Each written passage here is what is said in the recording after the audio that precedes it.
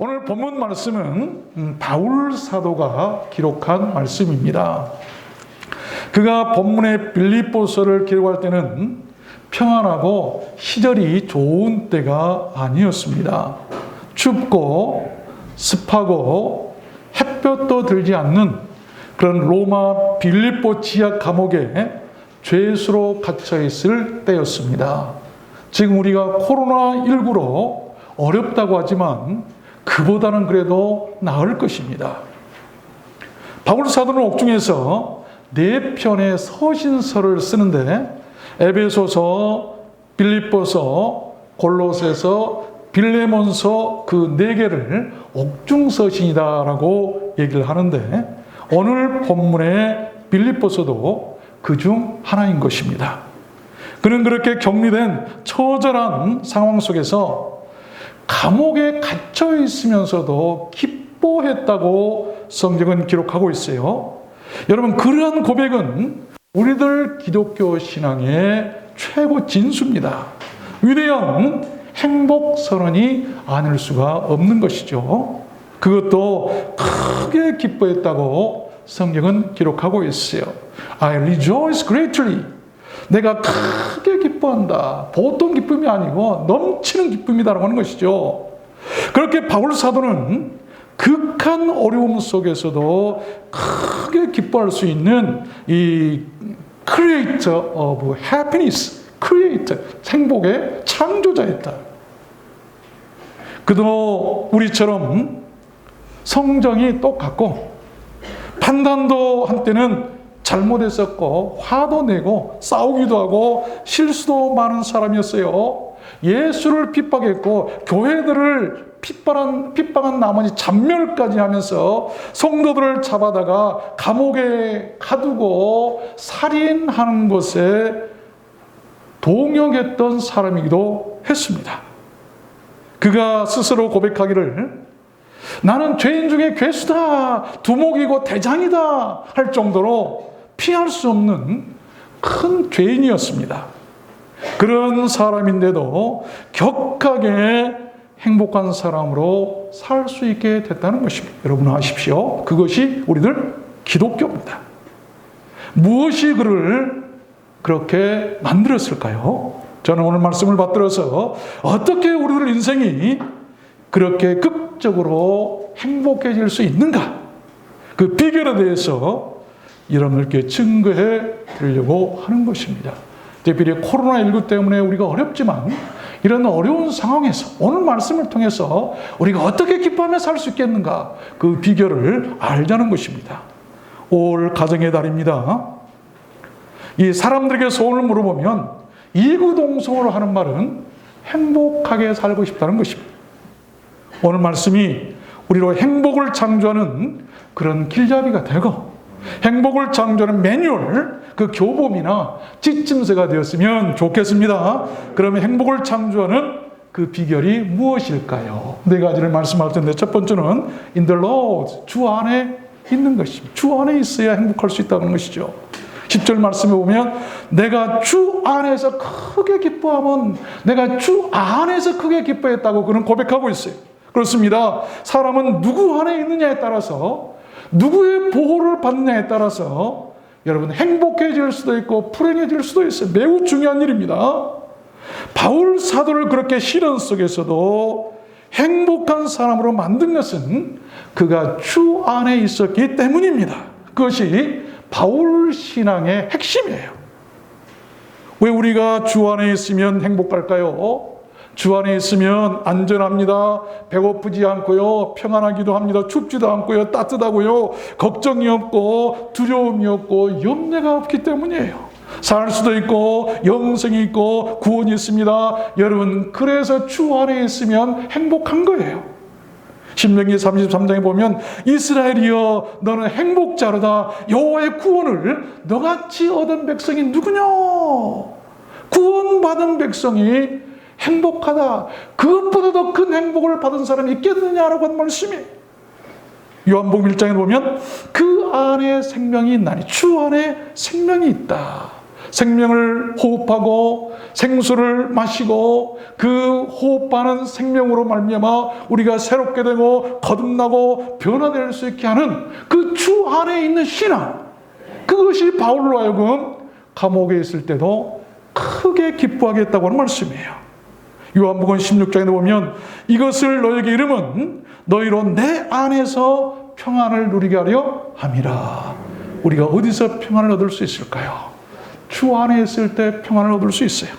로마서 8장에 보면 그리스도 예수 안에 있는 자에게는 결코 정죄함이 없나니. 주 안에 있으면요, 죄 지은 사람도 다 용서받을 수 있어요. 이는 그리스도 예수 안에 있는 생명의 성령의 법이 죄와 사망의 법에서 너를 해방하였습니다. 주 안에 있으면 해방되는 거예요. 로마서 8장에 보면 높음이나 기쁨이나 다른 아무 피조물이라도 우리를 우리 주 그리스도 예수 안에 있는 하나님의 사랑에서 끊을 수 없느니라. 그 하나님의 사랑에 붙잡혀 있으면, 그 줄만 붙잡고 있으면요, 우리가 살 수 있어요. 기뻐할 수 있어요. 그런데 그 사랑의 줄을 끊을 사람이 세상에 없는 거예요. 왜? 우리가 예수 안에 있기 때문에. 하나님의 아들 그리스도, 그 아들 독생자 예수 안에 있으면 그 누구도 하나님의 사랑에서 끊지 못하게 될 줄로 믿습니다. 이것은 믿어야 돼. 이게 믿음이에요. 계시록 14장에도 보면 하늘에서 음성이 나서 가로되 기록하라. 작은 이유로 주 안에서 죽는 자들은 복이 있도다. 저희 수고가 그치고 쉬리니. 주 안에서 죽는 것도 복이라고 말씀하여. 여러분, 죽음을 복되다고 할 종교는 기독교 외에는 없어요. 왜 그럴까요? 죽는 게 아니라 쉬고, 수고를 쉬고 수고가 그쳐지기 때문이 오히려 더 행복이 있다고 하는 것입니다. 얼마나 큰 축복일까요? 어떤 사람이 행운의 상징인 네잎클로바를 찾으러 온 세계를 두루다니다가 찾지 못한 채 피곤하고 지쳐서 포기하고 집에 왔어요. 그런데 그 네잎클로바가 바로 자기 집 문 앞에 있더라는 것입니다. 아십시오. 우리를 인간의 구원이나 행복은 여러분 멀리 있지 않습니다. 주님은 멀리 계시지 않고 항상 우리들 가까이에 계세요. 너희 안에 얼마나 가까운지 바로 내 안에 계시는 것이 주님이세요. 사도행전 17장에 보면 그는 우리 각 사람에게서 멀리 떠나 계시지 아니하도다. 우리가 그를 힘입어 살며 기동하며 있느니라. 믿으십시오. 우리가 주님 안에 있을 때 살기도 하고 기동하고 움직이며 행복해진다는 것 아니겠습니까? 독일의 괴테, 대문호 괴테는 행복은 늘 네 곁에 있다. 행복은 우리 곁에 있다. 창조란 말은 없는 것을 있게 만든다는 말 아닙니까? 우리가 주 안에 있으면 없는 행복도 있게 만드는 그런 행복한 행복의 창조자들이 될 줄로 믿습니다. 이것이 기독교예요. 우리가 믿는 예수님의 은혜라고 하는 것이죠. 두 번째입니다. 행복을 창조하는 비결은 이 circumstance, 어떤 그런 형편에 자족하는 것이다. 11절 보니까 내가 궁핍함으로 말하는 것이 아니다. 어떠한 형편에서든지 내가 자족하기를 배웠노라라고 바울 사도는 고백하고 있어요. 그런 것입니다. 행복이라는 것은 그렇게 어떠한 처지나 형편에서든지 어떠한 어려움이나 사정에 있든지 또한 어떠한 입장이나 문제들 가운데서도 스스로 만족하고 자족하는 데서 얻어진다는 것입니다. 물론 여러분 그렇게 하기가 쉽지 않습니다. 저도 쉽지 않아요. 사람은 감정의 동물이기에 그 감정을 이기고 자족하기란 매우 어렵습니다. 그래서 바울 사도는 그렇게 되기를 배웠다고 말하고 있어요. 그렇게 되기를 학습하고 습득하고 훈련했다고 한 말이에요. 어떤 젊은 사람이 등산을 갔어요. 산속에 외딴 집이 한 채 나오더니 그 옆쪽 그 쪽문에 한자로 WC라고 이렇게 멋지게 한자로 4글자가 적혀 있더랍니다. 그래서 그 젊은이가 처음 보는 문구라 아무리 생각해도 그 뜻을 알 수 없고 핸드폰을 뒤져봐도 안 나와요. 그래서 용기를 내서 대문을 두드리고 물어보기로 했답니다. 여보세요? 누구 안 계세요? 그랬더니 한 할아버지가 나오더래요. 할아버지 지나가다가 궁금해서 그러는데 저기에 적힌 저 WC란 말이 무슨 뜻입니까? 그러니까 할아버지가 알 것 없어, 별거 아니야, 그냥 지나가. 그 청년은 더 궁금해졌어요. 그래서 할아버지 좀 알려주세요. 사정을 했더니 그러자 할아버지가 말을 합니다. 젊은 사람이 무식하기는 WC 화장실도 몰라 그러더라는. 썰렁하네. 여러분, 행복이란 그렇게 때론 자신의 생각대로 나름 만족하며 사는 것 아니겠습니까? 앞뒤가 좀 맞지 않으면 어떻습니까? 나만 괜찮으면, 나만 행복하면 되는 거예요. 영국의 신학자 윌리엄 로우라고 한 사람은 이런 말을 했어요. 행복과 만족을 가장 빨리 찾는 비결은 범사에 감사하는 데 있다. 또 인도의 시성 타고르는 감사의 분량이 곧 행복의 분량이다 라고 하는 유명한 말을 남겼어요. 그래서 감사하는 만큼 그 분량만큼 행복해지는 것이다 라고 하는 것 아니겠어요? 톨스토이 작품에 보면 여러분 아시다시피 이런 것이 있죠. 사람에게는 땅이 얼마나 필요한가라고 하는 그런 소설이 있어요. 도시에 사는 언니하고 시골에 사는 여동생이 디아를 나누는 장면으로 시작되는데 서로 자기가 사는 것이 좋다는 거예요. 도시에 사는 언니는 도시가 좋아. 또 시골에 사는 동생은 시골이 좋아. 그 말을 듣고 있던 그 여동생의, 시골에 사는 여동생의 남편 팜이라는 사람이 그 대화에 끼어듭니다. 농부들은 농사를 지을 만한 땅만 있으면 악마가 와도 두려울 것이 없어 라고 얘기를 했어요. 그 말을 숨어서 듣던 악마는 내가 무섭지 않다고 화를 내면서 그래 한번 보자라고 하면서 계략을 꾸밉니다. 팜이 친척들에게 돈을 빌려서 땅을 사게 했는데 그런데 그 땅값이 뛰어가지고 부동산 투기로 일년 부자가 됐어요. 부자가 되자 팜은 농사지을 땅만 있어도 악마가 와도 두렵지 않다고 했던 이 사람이 아이고 내가 사는 집이 이렇게 좁을까라고 하면서 자기가 사는 곳이 좁아 보였어요. 그 틈을 타서 악마는 팜에게 1년 동안 걸어 다녀도 다 돌아볼 수 없는 넓은 땅이 있는데 헐값이야 라고 하는 소문을 퍼뜨렸어요. 그래서 이 파미가 찾아가 보니까 정말로 적은 돈을 주고라도 어마어마한 땅을 살 수가 있을 것 같았어요. 그래서 주민들과 계약을 합니다. 어떤 계약이냐면 하루 동안 계속 걷는 만큼 땅을 주겠다는 것이었어요. 파음은 새벽부터 일찍 일어나서 조금이라도 더 많은 땅을 차지하기 위해서 해가 질 때까지 걸었어요. 그리고 돌아왔는데 지쳐서 돌아오자마자 앉았는데 그냥 심장마비로 죽고 맙니다. 동네 사람들이 그를 땅에 묻어주게 되었는데 고작 한 평도 되지 않는 땅이었어요. 톨스토이는 그 책에서 여러분 사람에게는 땅이 얼마나 필요한가라고 하는 대답을 하는데 사람에게 필요한 땅은 결국 한 평도 되지 않는다. 이게 정답이에요. 잠언 27장에도 보면 음부와 유명은 만족함이 없고 사람의 눈도 만족함이 없느니라. 그렇습니다. 행복은 지금 내 형편에 만족하고 자족하는 데서 생긴다는 것을 믿으시길 바랍니다. 대철학자 소크라테스는 불만족한 철학자가 되는 이보다는 차라리 만족하며 사는 돼지가 되는 것이 더 낫다. 저는 많은 걸 생각해요. 지난주에 설교를 하면서 고상한 척하는 그런 철학자가 불평하면서 불만족스럽게 사는 것보다는 차라리 만족하며 사는 돼지처럼 사는 것이 더 낫겠다. 많은 것을 생각하겠어요. 우리는 지금의 내 형편에 만족하며 살 수 있도록 늘 기도해야 될 줄로 믿습니다. 바울이 그랬던 거예요. 그는 그 고통 속에서 기도하고 찬미하고 기도하고 찬송하고 그랬을 때 그가 크게 기뻐할 수 있었다는 것입니다. 고통스러운 감옥 속에서도 행복할 수 있는 것은 그런 믿음이 있어야 돼요. 환난이나 핍박이나 멸시함이나 부대접 속에서도 그는 행복했었고 찌르는 가시 같은 그런 아픈 질병이 있었지만 기쁨과 행복을 잃지 않았습니다. 아십시오.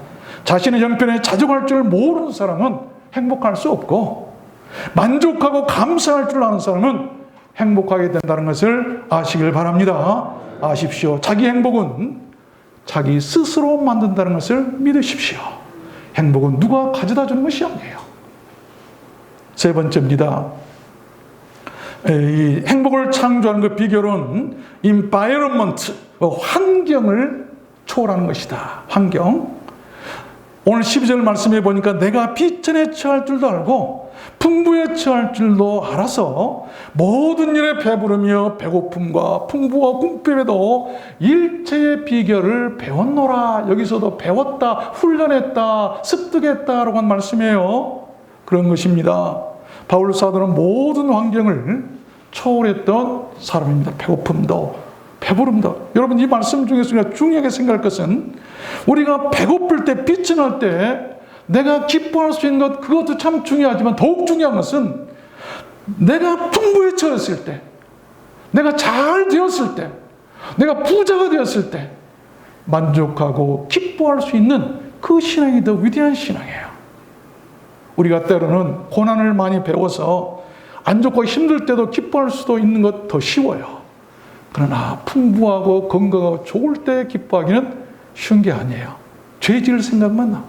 그래서 가난한 사람은 의롭게 사는 생각이 들고 또 많은 부자들은 죄 지을 생각을 한다는 그런 유명한 문구도 있지 않습니까?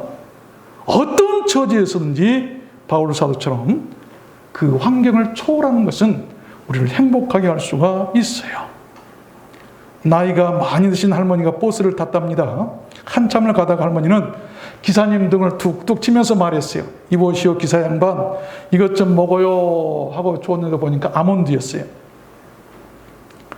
기사님은 고맙다고 받아서 맛있게 먹었습니다. 한참을 가다가 할머니가 또 말합니다. 이보시오 기사 양반, 여기 더 있어요. 좀 더 먹어요. 그래서 기사님은 또 받아서 몇 개를 맛있게 먹었어요. 다 먹은 뒤에 이 기사님이 할머니에게 고맙다고 인사를 하면서 물었답니다. 그런데 할머니 궁금하네요. 이가 좋지 않으실 텐데 어떻게 그렇게 딱딱한 아몬드를 드십니까? 그러자 할머니가 대답을 했답니다. 내 손주가 아침에 아몬드 초콜릿을 몇 개 주었는데 그래서 겉에 있는 초콜릿은 내가 다 빨아먹고 속에 있는 아몬드는 기사 양반 주는 거야. 갑자기 버스 안에 그냥 웃음바다가 되었어요. 그러자 그 기사님은 잠시 얼굴이 붉어졌지만 곧바로 이렇게 응수를 했습니다. 아, 그래서 맛있었구나. 내가 어렸을 때 우리 어머니가 내게 밥을 먹이실 때 수저에 밥을 떠가지고 먼저 어머니 입속에다 넣은 다음에 빼가지고 나를 먹여주셨는데 어느 아침 할머니가 내 어머니를 생각나게 하네요. 할머니 더 없으세요? 그러자 버스 안에서 웃고 있는 사람들이 우리 기사님 최고야 하면서 박수를 쳤다고 그래요. 여러분 같으면 그런 난처한 환경에서 어떤 처신을 하겠습니까? 그 기사님은 그런 난처한 환경 속에서도 행복을 찾을 수 있는 행복의 창조자였다는 것입니다. 우리도 때로는 난처한 그런 상황 속에서 자기뿐만 아니라 모든 사람에게 행복을 주는 것. 네 번째입니다. 행복을 창조하는 비결은 무엇일까요? 마지막 faith. 이 믿음을 갖는 것이 믿음. 오늘 13절 말씀에 보면 내게 능력 주시는 자 안에서 내가 모든 것을 할 수 있느니라. 그런 것이죠. 우리가 행복을 창조하려면 내게 능력 주시는 자 안에서 믿음으로 모든 것을 할 수 있다고 하는 것을 아는 것이죠. 긍정적인 믿음이 있어야 한다는 것 아니겠습니까? 믿음은 부정이 아니라 긍정입니다. 믿음은 불가능이 아니라 가능이고 불행이 아니라 행복이고 상처가 아니라 기쁨이고 능력이고 힘인 것을 우리는 알아야 돼. 믿음이 있는 곳에 창조가 있고 믿음이 있는 곳에 행복이 있다는 것 아니겠습니까? 여러분 안에는 무엇이 있습니까? 불신입니까? 아니면 믿음입니까? 행복해지려면요, 과거로부터 자유로워져야 돼요. 저는 이 말씀 때문에 과거로부터 자유로워지고 행복을 얻을 수가 있어요. 과거에 너무 연연하지 마십시오. 과거에 지었던 어떤 잘못된 일이라도 주 안에 있으면 해방될 수 있어요. 과거에 연연하지 마세요. 예수 믿고 구원받는다는 사람들이 그런 은혜를 모르기 때문에 행복하지 못하는 것이죠. 어떤 미군이 6.25 전쟁 때 이렇게 한국에 참전했는데 그 장교가 이렇게 운전을 하고 가는데 시골길에 어떤 할머니가 큰 무거운 보따리를 이고 가고 있는 거예요. 그래서 좀 태워주고 싶어서 할머니 타세요. 그러니까 할머니가 탔어요. 근데 그 집차에 탔는데 할머니가 계속 머리에다가 무거운 짐을 이고 있는 거예요. 그래서 그 미군 장교가 아니 할머니 그냥 내려놓으셔도 괜찮아요. 그랬더니 아니에요. 나 혼자만 타도 좋은데 이 짐까지 내려놓으면 너무 미안하잖아요. 마치 우리 신앙생활이 그렇지 않는가. 차에 타면 모든 짐까지 다 내려놓을 수 있는 거예요. 예수 믿으면 그 안에서 모든 것이 다 해방이 되는데 그걸 아직도 짊어지고 힘들어한다라고 하는 것 아니겠습니까? 그 믿음 안에 있으세요. 믿음이 우리를 행복하게 하는 거예요. 믿음은 우리들 생각의 한계를 뛰어넘게 한다는 것을 믿으시길 바랍니다. 말씀을 맺겠습니다. 이 한 이방인이 힐렐이라고 하는 유명한 랍비를 찾아왔어요. 유태인들이 보면 힐렐이라고 하는 유명한 일석이 랍비가 있어요. 내가 넘어지지 않고 한 발로 서 있을 동안에 율법이 무엇인가를 좀 가르쳐 주세요. 한 발로 서 있으면 오래 못 서 있잖아요. 빨리 간단하게 좀 율법이 뭔가를 알려달라는 것이죠. 그러자 힐렐은 이런 말을 했다고 그래요. 율법의 핵심은 한마디로 자기가 싫어하는 것을 남에게 요구하지 않는 것이랍니다 라고 말을 했대요. 여러분 그러나 예수님의 가르침은 다릅니다. 힐렐은 하지 말라고 가르쳤잖아요. 소극적이죠. 그러나 예수님은 하라고 가르치셨죠. 적극적이에요. 자기가 싫은 것을 다른 사람에게 하지 않게 하는 것 매우 중요합니다. 그러나 악을 행하지 않는 것만으로는 행복하는 데 부족해요. 적극적으로 선을 행할 때 행복해진다는 것을 가르치는 것이 바로 예수님의 가르치십니다. 악을 행하지 않으면 분명 세상이 나빠지지 않을 것입니다. 그러나 우리가 선을 행한다면 세상이 점점 더 좋아질 것입니다. 행복은 그렇게 소극적인 은폐보다는 적극적인 드러남에서 오는 것입니다. 우리는 한 차원 더 높은 기독교 행복론을 가질 수 있었으면 좋겠습니다.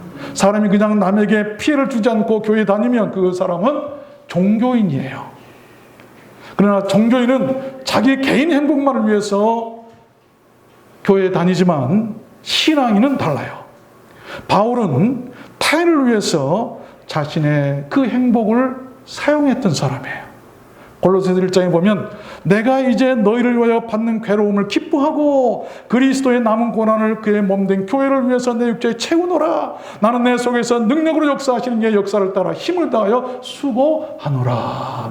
그 행복을 가지고 교회를 위해서 성도들을 위해서 괴로움을 당하고 고난당하는 것을 오히려 기뻐한다. 이 행복을 사용할 줄 아는 사람, 그 사람이 신앙인이라고 하는 것이죠. 거듭난 사람이고 하늘나라 사람들이에요. 구원받을 사람들이죠. 나는 교회나 주변에서 어떤 사람입니까? 예수님 말씀하셨어요. 그러므로 누구든지 남에게 대접을 받고자 하는 대로 너희도 남을 대접하라. 이것이 율법이요 선지자니라. 황금률이죠. 싸움을 일으키고 다툼을 만들어내는 그런 트러블 메이커가 난가? 아니면 기쁨을 만들어내고 행복을 창조하는 피스메이커가 난가? 남에게 행복을 주고 있습니까? 아니면 남의 행복을 빼앗고 있습니까? 하나님은 어느 쪽을 사랑하시고 어느 쪽을 축복하시고 어느 쪽을 구원하실까요?